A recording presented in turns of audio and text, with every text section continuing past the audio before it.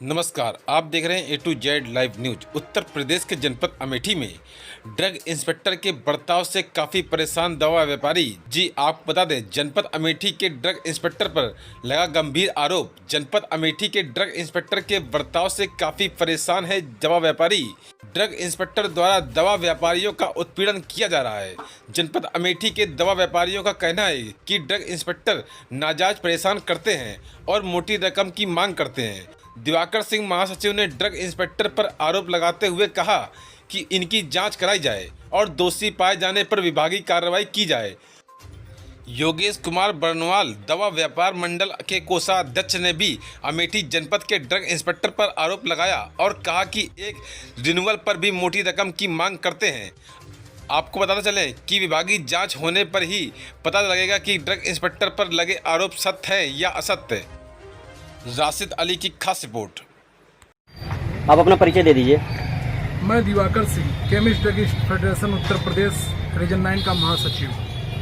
और आगे बोलो। जी बोलिए, क्या दिक्कत है? ऐसा है कि हमने कई बार अमेठी जिले से हमारे पास शिकायत ये आ रही है। हमें अमेठी जिले के अध्यक्ष से बात भी किया था। उनका भी कहना है कि अमेठी जिले के ड्रग इंस्पेक्टर प्रबोध चंद्र रस्तोगी जी वो व्यापारियों को, दवा व्यापारियों को बहुत परेशान कर रहे हैं। हमने उनसे खुद भी जाके मिला। उनका कहना है कि हम किसी के दबाव में नहीं आएंगे। अब व्यापारियों की समस्या यह है कि अवैध वसूली के तहत उनसे बहुत परेशान किया जा रहा है। उनको जब देखिए तब प्रताड़ित किया जा रहा है। दुकान बंद कराने की धमकी दी जा रही है। आप सबसे बस मैं यही चाहता हूँ, शासन प्रशासन सबसे मैं यही चाहता हूँ कि किसी भी तरीके से अमेठी जिले की सुरक्षा को देखते हुए डीआई से संबंधित जो भी काम है एक बार उनसे मिलकर उनसे समझे और जो व्यापारियों की दिक्कत है व्यापारियों को दिक्कत का निस्तारण कराएं। और खासकर जितने भी हमारे व्यापारी, दवा व्यापारी वहां पर परेशान हैं, उनसे इस तरह की कोई भी तरह की अवैध वसूली जो कुछ भी चल रही है, आप अपने शासन प्रशासन के कई विभाग आपके पास ऐसे हैं, उनके माध्यम से आप पता कर सकते हैं कि ये कहाँ पर ऐसा हो रहा है। उनके जरिए पता करके आप इसको इनके ऊपर उचित कार्रवाई कर सकते। जिलाधिकारी अमेठी क्या? जिलाधिकारी अमेठी से अभी इस संबंध में नहीं बात हो पाई थी, लेकिन यह है कि अभी इस संबंध में मैंने डीआई ड्रग इंस्पेक्टर के पास गए थे और उनसे कई बार मुलाकात किए। एक नहीं 3 4 5 बार मुलाकात किए, लेकिन कई महीनों से सिर्फ टहला रहे हैं लोगों को। अभी जैसे मौके पर एक इंस्पेक्शन का 50-60 हज़ार, 1 लाख तक। एक इंफेक्शन का कोई उनका वो नहीं है। वो कभी भी कुछ भी मांग सकते हैं, कभी 50, कभी 1, कभी कुछ भी। संज्ञान नहीं ले रही इस मैटर का? सरकार के निगाह में अभी ये बात गई नहीं है, लेकिन कोई आना नहीं चाहता। लेकिन आज खुलकर मैं आया हूँ।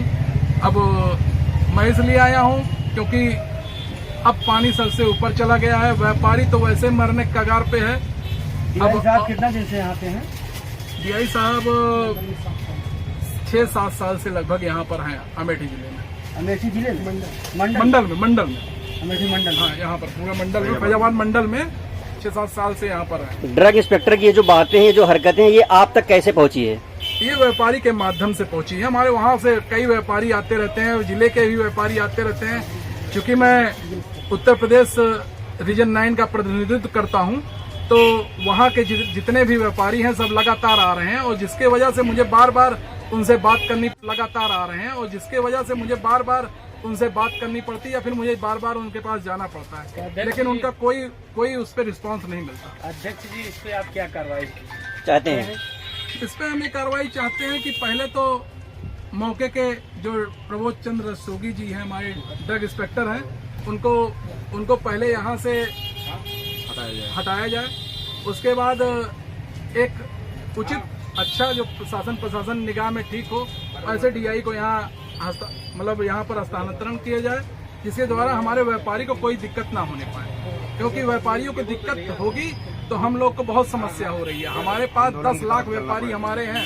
10 लाख व्यापारियों को अगर इस कदर समस्याएं होती रहेंगी तो कहाँ से हम लोग जिएंगे? आंदोलन करने को मजबूर हैं। अब समस्या यहाँ तक आ गई है कि व्यापारी हमारे पास रोज एप्लीकेशन लिख के ले रहा है, एप्लीकेशन लिख के दे रहा है कि ऐसा है वैसा है।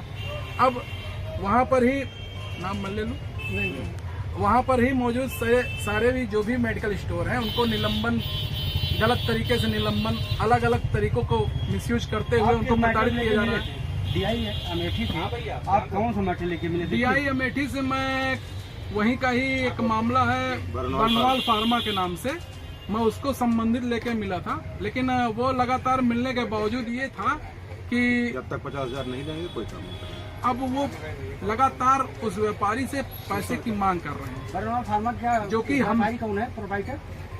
बरनवाल फार्मा के प्रोप्राइटर हैं राजेंद्र कुमार बरनवाल। ये प्रॉपर अमेठी में है? इनकी वही अमेठी में दुकान है। उसी मैटर लेके मिले थे आप? उसी मैटर को लेके मिले थे और व्यापारियों से हम वहाँ बात करते रहते हैं। कई लोग की शिकायत आती रहती है वहाँ से, तो उन संबंध में मैं बात करता रहता हूँ रेगुलर, लेकिन अभी तक किसी व्यापारी का कोई निदान हो नहीं पाया। तो शासन से मेरी यही गुजारिश है, इसका जल्दी से जल्दी ये सब निस्तारण कराएं जिससे व्यापारी जिंदा रह सके। सर आप अपना परिचय दीजिए।